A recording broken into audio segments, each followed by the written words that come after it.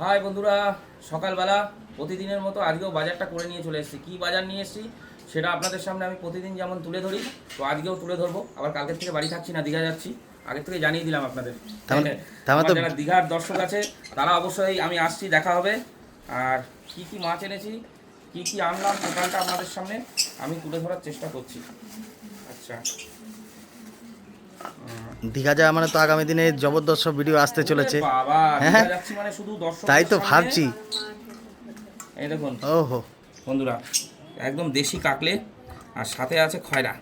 এই দেখুন দেশি কাকলে আর খয়রা। কাকলে মাছগুলো দেখ, তাই তো দেখছি। দারুণ দারুণ, একদম দেশি কাকলে। খেলে দিল খুশ হয়ে যাবে, খেলে দিল খুশ হয়ে যাবে। আর এইখানে আছে, আজকে পাখি বললো একটু চিকেন খাবে, চিকেন নিয়ে এসছে। দেখুন, কিন্তু ডিম ফেটে গেছে মনে হচ্ছে। না, ডিম ফেটে গেছে তো, ওই যে। হ্যাঁ, কটা ডিম ছিল এর মধ্যে। দেখুন, চিকেনের সাথে একটু দেশি মুরগির ডিম ছিল, এগুলো আমি নিয়ে এসেছি। এই দেখুন, এই দেখুন, হ্যাঁ দেশি মুরগির ডিম। আরে বাবা, তাই তো দেখছি, দেখুন লক লক করছে। এই যে ডিম, আরও ডিম আছে দেখুন। পাখি ভালো খায়, ওই জন্য এটা নিয়ে আসা ডিমগুলো।